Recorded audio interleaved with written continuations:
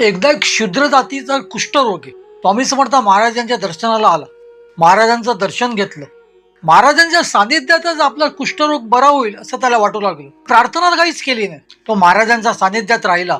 रोज सकाळ संध्याकाळ महाराजांचं दर्शन घेत असत. एक तर शूद्र आणि त्यात कुष्ठरोगी म्हटल्यावर त्याला जास्ती कोणी जवळ केलं नाही. त्याला लांब ठेवलं जायचं. तो महाराजांचं लांबूनच दर्शन घ्यायचा. महाराजांचं दर्शन, महाराजांचं तीर्थ, महाराजांचं निर्माल्य अंगाला लावून त्यांनी 3 वर्ष तिथे काढले. पण त्याला जरा सुद्धा गुण आला नाही. असं चाललं असताना एके दिवशी एक ब्राह्मण मनुष्य स्वामी महाराजांकडे आला. महाराजांचं त्यांनी दर्शन घेतलं आणि महाराजांकडे काहीतरी सेवा विचारली. महाराज मला काहीतरी सेवा द्या. महाराज हसले आणि म्हणाले, अरे तुझ्या घरच्या परसामध्ये चंदनाचं झाड आहे ना, मग त्याचं एक खोड मला आणून दे बरं. काही दिवसाने त्या ब्राह्मण ग्रस्ताने त्याच्या घरच्या परसातल्या चंदनाच्या झाडाचं एक भलं मोठं खोड आणून स्वामी महाराजांना दिलं.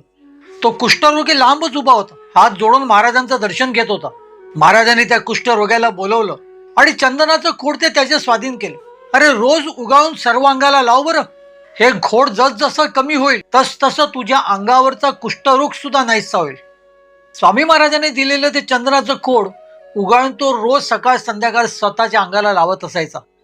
असं करता करता काही महिन्यातच ते खोड पूर्णतः संपलं, पूर्णतः झिजून गेलं. तोवर त्याच्या अंगावरचा कुष्ठरोग पूर्णतः बरा झाला होता. भक्त मंडळी, स्वामी लीलेच्या छोट्या छोट्या गोष्टी दर रविवारी नक्की बघा. श्री स्वामी समर्थ महाराजांवर माहितीपूर्ण व्हिडिओज पाहण्याकरिता हा चॅनल आताच सबस्क्राईब करा. श्री स्वामीराज माऊली.